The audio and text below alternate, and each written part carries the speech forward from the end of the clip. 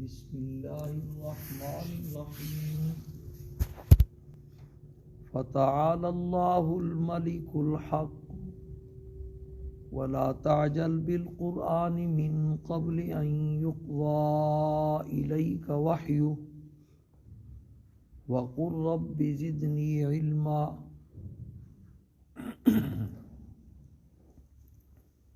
آیت کا جو آخری جملہ ہے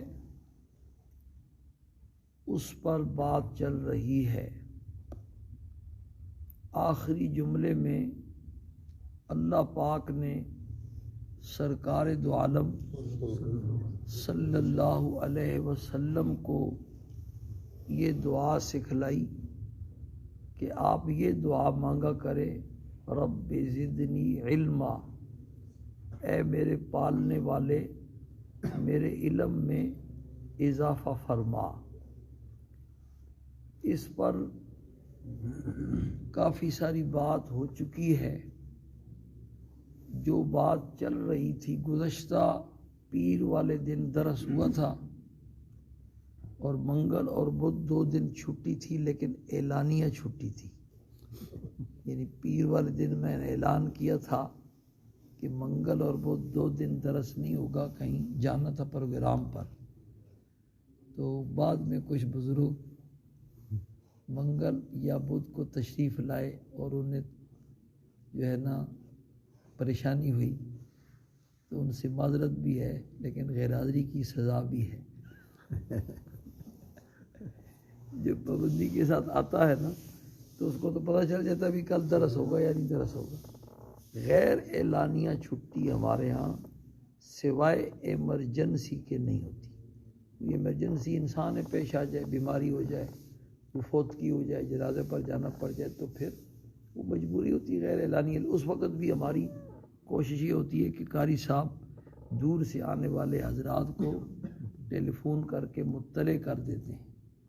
تو ویسے جو چھٹی ہوتی ہے کبھی کبھار وہ اعلان کر کے ہوتی ہے۔ تو بہرحال منگل بدھ کو اعلانیہ چھٹی تھی۔ تو اگر کبھی خدا نہ خواستہ آئندہ ایسی صورت پیش آ جائے تو پھر اس کا طریقہ یہ ہوتا ہے کہ اگر پیر کو نہیں آئے تو منگل کو آنے سے پہلے قاری صاحب سے فون کر کے پوچھ لے، بھئی آج چھٹی تو نہیں۔ بہرحال تو بات یہ چل رہی تھی کہ دینی علم جو ہے نا، دنیاوی علم پر بڑی بات ہو چکی۔ دینی علم کے 2 درجے ہیں۔ پہلا جو درجہ ہے نا دینی علم کا، وہ فرض عین ہے۔ دین کی اتنی سمجھ بوجھ ہر بندے کو حاصل ہو کہ جس سے وہ 24 گھنٹے کی زندگی شریعت کے مطابق گزار سکے۔ حلال حرام کی، جائز ناجائز کی، نیکی اور گناہ کی اس کو پہچان ہو جائے۔ بس اتنا جو درجہ ہے نا، یہ سمجھ لو یہ اس طرح فرض عین ہے جیسے نماز پڑھنا فرض عین ہے۔ ہر مسلمان مرد اور عورت پر فرض عین ہے۔ سطر ڈھانپنا ہر مسلمان مرد اور عورت پر کیا ہے؟ فرض عین ہے۔ اسی طرح دین کی اتنی جو سمجھ ہے نا، اس کا حاصل کرنا بھائی ہر مسلمان مرد اور عورت کے ذمہ کیا ہے؟ فرض عین ہے۔ اس کے حاصل کرنے کا کیا طریقہ ہے؟ اس کے لیے میں نے عرض کیا تھا کہ پہلا جو کام ہے فطرتی، وہ تو اللہ والوں کی صحبت ہے۔ جیسے بچہ مادری زبان سیکھ جاتا ہے گھر والوں کی، والدین کی صحبت سے، اسی طریقے سے جب بندہ اللہ والوں کی صحبت میں بیٹھتا ہے تو کبھی کوئی بات اس کے کان میں پڑتی ہے، کبھی کوئی بات اس کے کان میں پڑتی ہے۔ ایک وقت ایسا آتا ہے کہ دین کی موٹی موٹی معلومات اس کو ہو جاتی، اس کو پتہ چل جاتا ہے یہ کام غلط ہے اور یہ کام کیا ہے؟ صحیح ہے۔ ڈاکٹروں کے پاس جب بیٹھتا ہے تو میڈیکل والی لائن کی سمجھ بوجھ ہو جاتی۔ جس لائن کے پاس بھی والوں کے پاس بیٹھے گا، ماہرین فن کے پاس، تو اس کو اسی لائن کی سمجھ حاصل ہوگی۔ پھر اس پر یہ بات بھی ہوئی کہ آج کل اللہ والے ملتے نہیں ہیں، یہ موضوع بھی بیان ہوا کہ اللہ والے ملتے ہیں، اصل بات یہ ہے کہ وہ پیاس ہی نہیں ہے، دریا بہہ رہا ہے اور بندے کو پیاس نہ ہو، ظاہر بات ہے اس کے لیے دریا بھی کیا ہے، مفید نہیں۔ اصل طلب نہیں ہے، طلب ہو، تلاش ہو تو اللہ والوں سے دنیا اب بھی خالی نہیں ہوئی ہے۔ اس کو میں نے دلائل سے ثابت کیا، قرآن و حدیث سے۔ دوسرا کام یہ جو پہلا کام ہے یہ تو کرنا ہی کرنا نہیں، اس کے بغیر دین کی صحیح سمجھ کا حاصل ہونا یہ ناممکنات میں سے ہے۔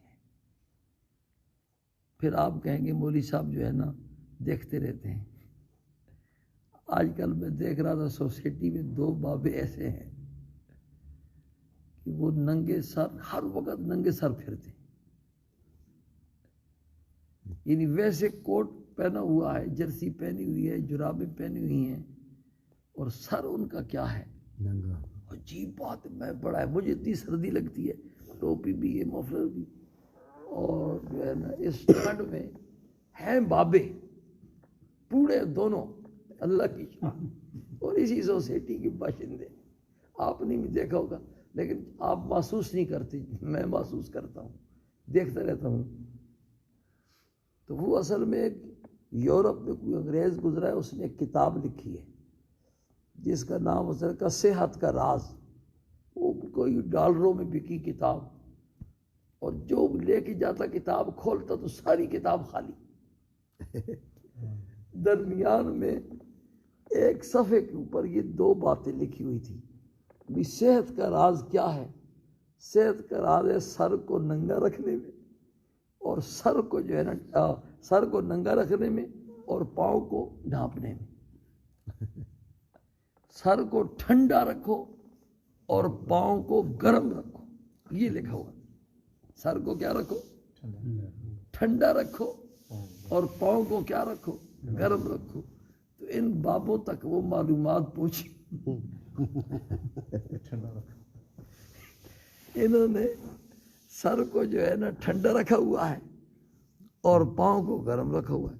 ابھی یہاں میں بیٹھا تھا تو 2 نوجوان آئے، نیا نیا فیشن نکلتا ہے، جب بندہ دین سے دور ہوتا ہے نا، وہ حضرت لاہوری فرماتے تھے رب رسے مت کھسے، جب اللہ پاک کسی سے ناراض ہوتے ہیں تو اس کی عقل چھین لیتے ہیں، وہ سیدھا کام بھی الٹا کرتا ہے، نیا جو فیشن نکلا ہے وہ اس کو جو ہے نا اپنانا ہے، بس اللہ اور اللہ کے رسول کی مخالفت کرنی، صرف بالکل ٹینڈ کرائی ہوئی تازی جیسے حج کر کے آئے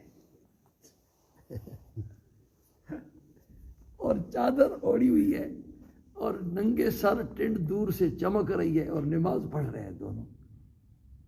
تو میں نے کہا ہم نے وہ کتاب پڑھی ہے کہ سر کو جو ہے نا کیا کرتا، حالانکہ اس کتاب میں جو لکھا ہے اس کا یہ مطلب نہیں، ظاہری الفاظ کچھ ہوتے ہیں اور مطلب کیا ہوتا ہے، کچھ ہوتا ہے۔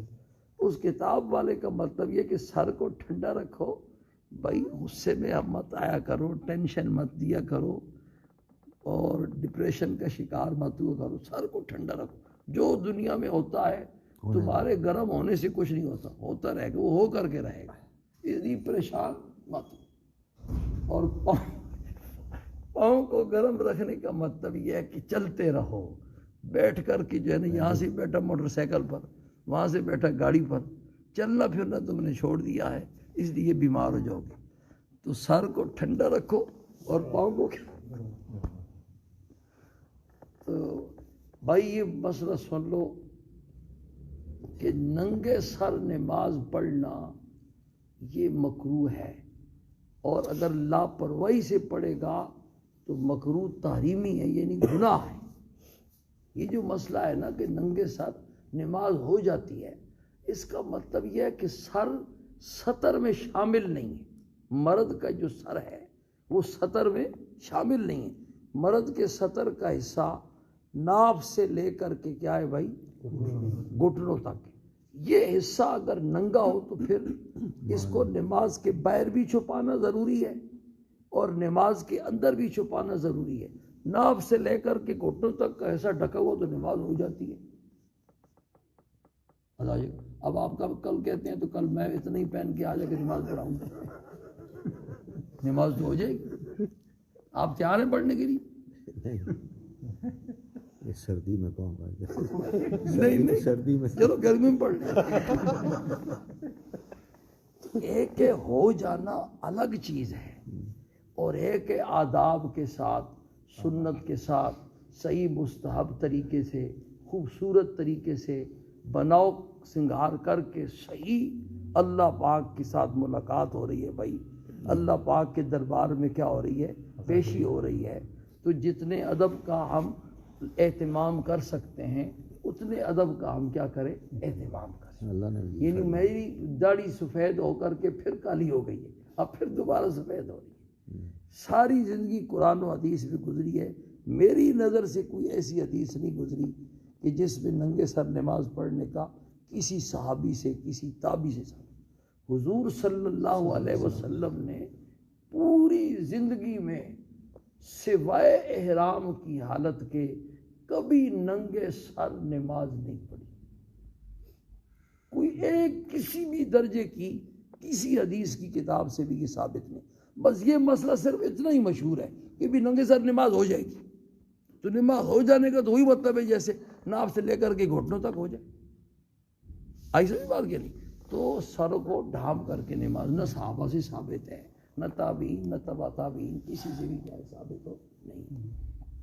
تو وہ باب نماز بھی ایسی پڑھتے ہیں جیسے پھرتے ہیں سوسائٹی میں، نماز بھی ایسی پڑھتے ہیں. اور یہ جو نوجوان آئے تھے ٹینٹ والے، پتہ نہیں یہ ان کے ذہن میں کیا تھا. پہلی دفعہ آئے تھے آج. ہاں جی، آئی بھی پہلے وہ مہمان آئے ہوں گے کسی کے. تو بھائی پہلا کام تو یہ اللہ والوں کی، یہ دین کی جو باتیں کہاں سمجھ میں آئیں گی؟ اس طرح سینہ بسینہ اللہ والوں کی صحبت سے کبھی کوئی بات بیان ہوگی، کبھی کوئی بات بیان ہوگی. پہلا کام تو یہ ہر حال میں کرنا ہے، خود بھی کرنا ہے اور اپنے بیوی بچوں سے بھی کروانا ہے. آپ کے ذمے صرف اپنے ایمان اور دین کی حفاظت یہ کافی نہیں ہے، بلکہ کیا ہے بھائی، اپنے بیوی بچوں کے ایمان اور دین کی حفاظت یہ بھی ہماری ذمہ داری میں داخل ہے. اللہ پاک کا ارشاد ہے، قوا انفسکم واہلیکم نارا، اپنے آپ کو بھی جہنم کی آگ سے بچاؤ اور اپنے گھر والوں کو بھی جہنم کی آگ سے کیا کرو؟ بچاؤ. سرکار دو عالم صلی اللہ علیہ وسلم کو اللہ پاک نے حکم دیا، وَأْمُرْ أَهْلَكَ بِالصَّلَاةِ وَاسْتَبِرْ عَلَيْهَا.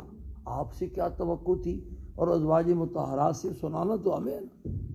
وَأْمُرْ أَهْلَكَ، اپنے گھر والوں کو بھی نماز کا حکم دو، وَاسْتَبِرْ عَلَيْهَا، اور خود بھی اس نماز کی کیا کرو بھائی؟ پابندی کرو. آپ جیسا آدمی، آپ تو نماز کی پابند تھے، ہمیں سنانا مقصود ہے بھی صرف اپنا نہیں. پہلے حکم دیا اپنے گھر والوں کو بھی نماز کا کیا کرو؟ اہتمام کرو.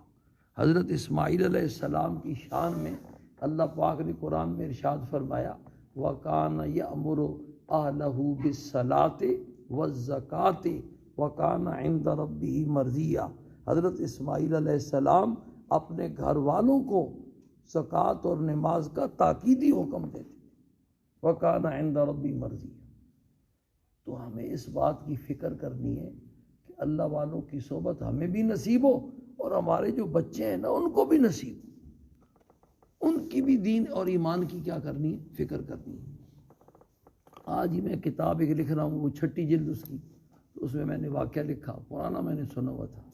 حضرت مولانا اشرف علی صاحب تھانوی رحمۃ اللہ علیہ کے پاس ایک آدمی اپنے بچے کو لے کے آیا اور آ کر کے کہا کہ حضرت یہ میرا جو بیٹا ہے نا یہ نماز نہیں پڑھتا، آپ اس کو کوئی نصیحت فرمائے. میں تو اس کو سمجھا کے تھک گیا اور یہ تیار نہیں، نماز پڑھتا ہی نہیں بالکل. حضرت اس کو الگ لے گئے اور اپنے انداز سے پیار اور محبت سے اس کو سمجھانے کی کوشش فرمائی کہ بیٹا نماز پڑھا کرو، تیرے ابا جان بڑے پریشان ہیں اور اللہ پاک بھی ناراض ہوتے ہیں اس سے. تو وہ بچہ آگے سے کہنے لگا کہ حضرت ابو بھی آپ مجھے کہتے ہیں، آپ بھی کہتے ہیں، کس کی میں نماز پڑھوں؟ حضرت نے فرمایا کس کی نماز، اس کا کیا مطلب ہے بھائی؟ اللہ کی نماز پڑھو، اللہ کا حکم ہے۔ نماز پڑھنے سے اللہ راضی ہوتا ہے، نماز نہ پڑھنے سے اللہ پاک ناراض ہوتے ہیں۔ تو وہ بچہ آگے سے کہتا ہے کہ حضرت اللہ پاک کا تو وجود کوئی نہیں ہے دنیا میں، یہ تو آپ لوگوں کا فرضی خدا ہے، تم نے بنایا ہوا ہے۔ حضرت نے استغفار پڑھی، کانوں کو ہاتھ لگایا اور اس کے والد کو آ کے کہا اللہ کے بندے تجھے اس کی نماز کی فکر پڑی ہوئی ہے، اس پہ تو سرے سے ایمان ہی نہیں۔ اب آپ اندازہ کریں کہ 60-70 سال پہلے والے حضرات جو لوگ تھے، غلط ماحول کی وجہ سے ان کے بچوں کا یہ حال تھا، تو اب 60-70 سال کے بعد ہمارا کیا حال ہوگا؟ حضرت کا یہ مقولہ بڑا مشہور ہے، پہلے بھی سنایا آپ کو کہ بھائی ایمان کے لالے پڑے ہوئے ہیں۔ اس وقت اللہ والوں کی جو صحبت ہے ایمان اور دین کو بچانے کے لیے کیا ہے؟ فرض عین ہے۔ تو 60-70 سال پہلے کا یہ واقعہ ہے۔ آج ہی میں نے یہ دوسرا واقعہ بھی لکھا، یہ واقعہ پہلے بھی میں بیان کر چکا ہوں۔ جب یہ واقعہ میں نے بیان کیا تھا تو ڈاکٹر عبدالرؤف صاحب رحمہ اللہ زندہ تھے، وہ بھی درس میں موجود تھے۔ انہوں نے پھر آ کے گواہی دی کہ یہ واقعہ یہ سچا واقعہ ہے اور میں نے خود سنا ہے۔ وہ واقعہ یہ تھا کہ سرحد کے پٹھان نے اپنے بچے کو اعلیٰ تعلیم دلوانے کے لیے روس بھیج دیا۔ روس سے اس کا بچہ اعلیٰ تعلیم حاصل کر کے ڈگری لے کے آ گیا۔ اب بچہ جب پڑھ کے آ جاتا ہے تو ظاہر بات ہے والدین کو پھر شادی کی فکر شروع ہو جاتی ہے کہ اب اس کے لیے کوئی رشتہ تلاش کریں۔ اس کی رشتے کی باتیں گھر میں چلنی شروع ہو گئی، وہاں اس جگہ کریں، فلاں جگہ کریں، فلاں جگہ کریں۔ تو ایک دن ابو نے اسے بھی پوچھا کہ تو اپنی رائے بتلا نا یار، ہم تو وہاں تلاش کر رہے ہیں، تیرے دل میں بھی کوئی ہے تو بات اپنی پسند بدلا۔ آج کل لڑکے لڑکی کی پسند ہوتی ہے، پسند کے بغیر شادی ہو جائے تب بھی جو ہے نا خوش نہیں ہوتی۔ تو وہ بچہ کہنے لگا ابا جان بڑی عجیب بات ہے، آپ میرے لیے ایک اجنبی لڑکی جو ہے وہ تلاش کر رہے ہیں جو میرے مزاج سے واقف نہیں، میں اس کے مزاج سے واقف نہیں، اس کی عادات میری عادات ایک دوسرے سے مختلف، کوئی جان پہچان نہیں، اور ایک اجنبی لڑکی آپ گھر لے کے آ جائیں گے۔ یہ گھر میں میری اپنی سکی ہمشیرہ موجود ہے جو میرے مزاج سے واقف، میں اس کے، یہ سچا واقعہ ہے۔ مفتی محمود صاحب نے ممبر کے اوپر یہ واقعہ سنایا اور ڈاکٹر عبدالرؤف صاحب نے جب میں نے یہ بیان کیا انہوں نے اس کی تصدیق کی۔ یہ ممبر کا واقعہ ہے۔ اس بچے نے کہا کہ میری اپنی بہن گھر میں موجود ہے، ہم دونوں کا مزاج آپس میں ملتا جلتا ہے، وہ میری عادات سے واقف، میں اس کی عادات سے واقف، وہ میری پسند ناپسند کو سمجھتی ہے۔ اس کا وہ جو پٹھان باپ تھا غیور، وہ غصے کو پی گیا۔ بات تو واقعتاً بڑی ایسی ہے کہ بندے کو اشتعال دلانے والی ہے، لیکن بسا اوقات بعض پٹھان بھی بڑے سمجھدار ہوتے ہیں۔ پٹھان کو بیٹا تو نہیں ہے،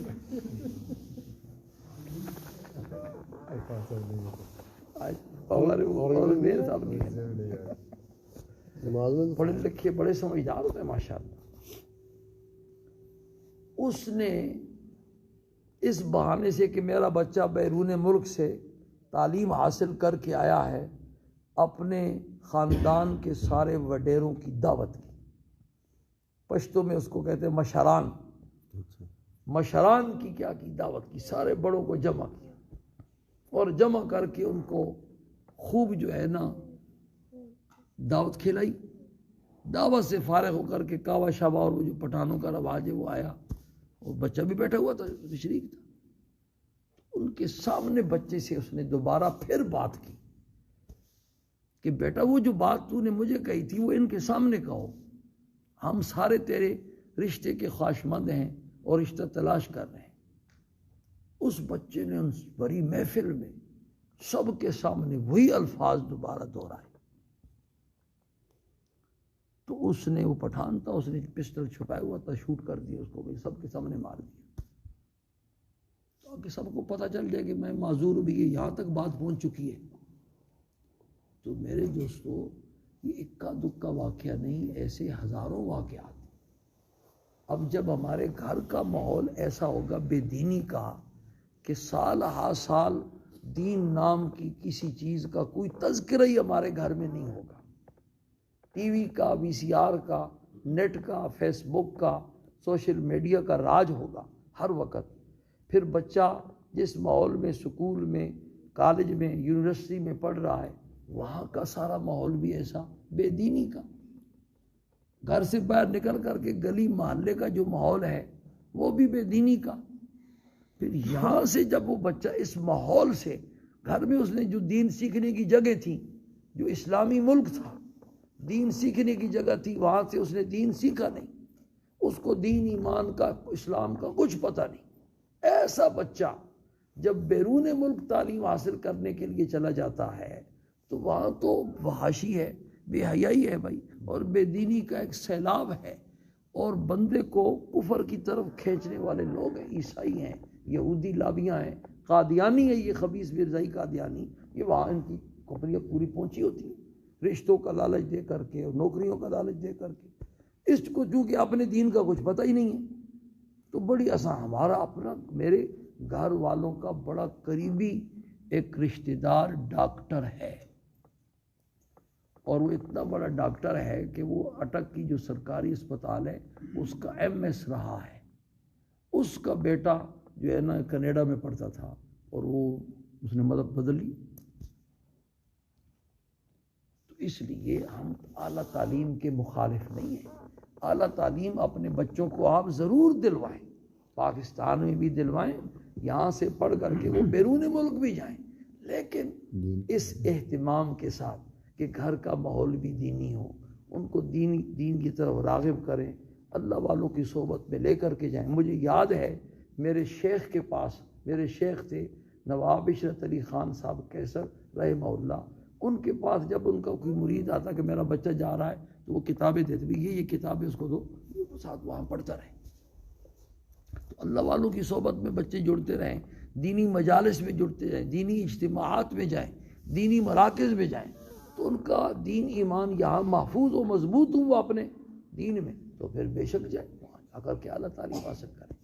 تو بات آج دوسری طرف چلی گئی، آج دوسرا کام بتانا تھا کہ کیا کرنا ہے، لیکن آج بھی بات کس کی ہو گئی؟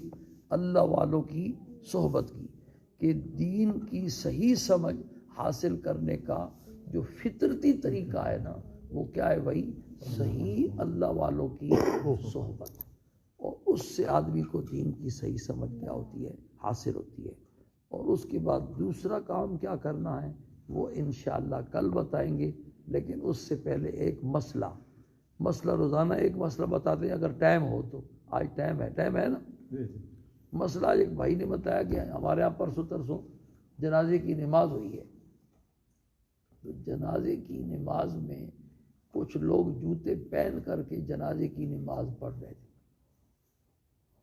جوتے اگر پاک ہوں، بالکل آدمی کو یقین ہو نئے جوتے بازار سے خرید کے لایا ہے، وہ جوتے ہیں، یا ایسے جوتے ہیں کہ جو اس نے، یہ آج کل کی وہ کمپنی چلی نا کون تھریچر کے کیا نام، تو اس کے جوتے ہیں تو ان کو مشین میں دھویا ہوا ہے، صاف ستھرے ہیں، اور ابھی پہن کے آیا تو پھر جوتے پہن کے بھی نماز کیا ہوتی ہے بھائی؟ ہو جاتی ہے۔ لیکن اگر جوتا ناپاک ہے، واش روم میں بھی اس کو استعمال کیا ہوا ہے، گندگی کے اوپر بھی لگا ہوا ہے جوتا، تو پھر جوتا پہن کے نماز نہیں ہوتی، اس لیے کہ جوتا پھر جب پہنا ہوا ہو تو یہ لباس کا کیا بن جاتا ہے؟ حصہ بن جاتا ہے۔ تو نماز میں لباس کا سر سے لے کر کے پاؤں تک پاک ہونا کیا ہے؟ نماز کی شرائط میں سے ہے۔ پھر ہمارے یہاں جہاں چونکہ نماز پڑھی جاتی ہے نا تو یہ جگہ ہوتی ہے، گھیٹے ہوتے ہیں، وہ کنکر ہوتے ہیں، میرے بھی پاؤں جو ہے نا یہ کچھ سن سے ہیں، کچھ معذور سے ہیں، میں نے بھی اسے 2 دفعہ جوتے اتار کے یہاں نماز پڑھی ہے، بڑی مشکل سے پڑھی ہے، تو وہ کنکر لگتے ہیں پاؤں کو۔ تو پھر اس کا طریقہ یہ ہوتا ہے کہ جوتے اتار لے اور جوتوں کے اوپر پاؤں رکھ لے، یہ جوتے پھر پہنے ہوئے شمار نہیں ہوں گے اور یہ لباس کا حصہ نہیں ہوں گے۔ زمین کے اوپر جہاں آدمی کے پاؤں لگتے ہیں زمین کے اس ٹکڑے کا پاک ہونا کیا ہوتا ہے؟ ضروری۔ تو پاؤں کس پر لگ رہے ہیں بھائی؟ جوتوں کے اوپر والے حصے پر، اور جوتوں کا اوپر والا حصہ کیا ہوتا ہے؟ پاک ہوتا ہے۔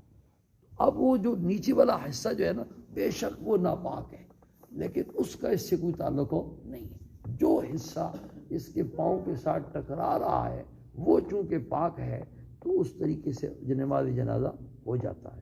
اللہ پاک ہم سب کو اپنی دین کی صحیح سمجھ نصیب فرمائے اور اس پر عمل کرنے کی توفیق نصیب فرمائے۔